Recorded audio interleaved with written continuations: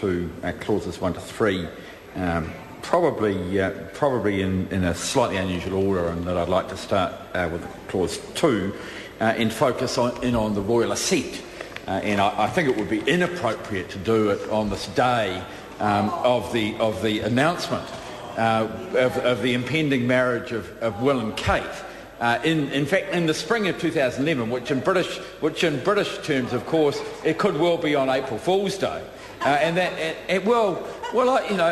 made it very clear, for my Facebook friends all know, that I think that the dad shouldn't be the king, but it doesn't mean that Will and Kate shouldn't get married. There's nothing wrong with that. And the question is whether on their honeymoon they could pop into New Zealand and using the royal prerogative, sign the bill. Could Will sign the bill? For the first round. Sorry. Well, of course, if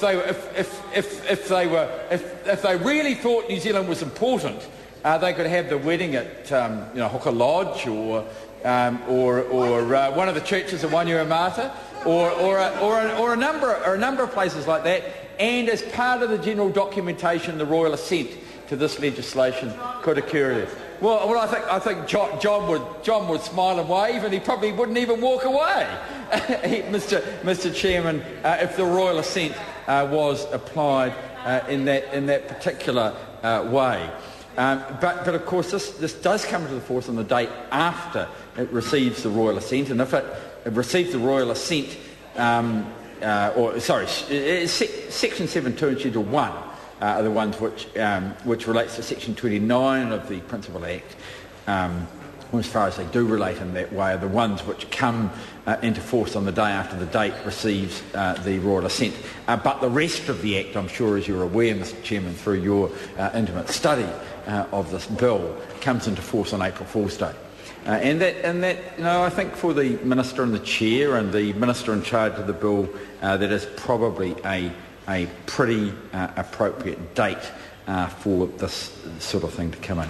The Principal Act amended, I don't think there can be a lot of debate. I think there's not much doubt that it does have an effect on the Holidays Act 2003. Although I think after the debate on the schedules, we could consider whether it should also state that the Act amends the Holidays Act 2003, the Employment Relations Act 2000, subsequently amended, of course, by the Employment Relations Amendment Act 2010, which we debated not too long ago, and so whether that should be included, or whether the Parental Leave and Employment Protection Act 1987, whether in fact we should say that the Principal Acts amended are those three pieces, those three acts, rather than just the one act to which we are referring. But we then go to the title of the bill, which is the Holidays Amendment Act, back 2010, and you'll be aware, Mr. Chairman, because I know you've been carefully studying, that there's been some very thorough work gone into some alternative titles for this particular piece of legislation, and some of them go to whether there are some better names for the bill, whether in fact it should be the Holidays Taking Away Bill, or whether there's some better alternative names that should be considered.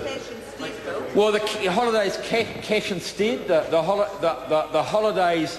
What the hell are we doing with our time bill? The holidays go to work instead bill. There's a lot. The holidays. John Key, I'm going to Hawaii. Stuff the workers bill. And there's a number of alternatives. And I think it's really. I agree with Whale Oil and what he says tonight on his blog. The reason that John Key turned Pansy Wong's resignation from Parliament down last week was he didn't want to disturb his holiday in Hawaii over Christmas. He wants the resignation to come after Christmas so that he can have an undisturbed holiday. So it should be instead of the Holidays Amendment Act, Holidays Leave Me in Peace in Hawaii Act. Would that be appropriate, Mr. Chairman? Mr. Chairman. Mr Chairman.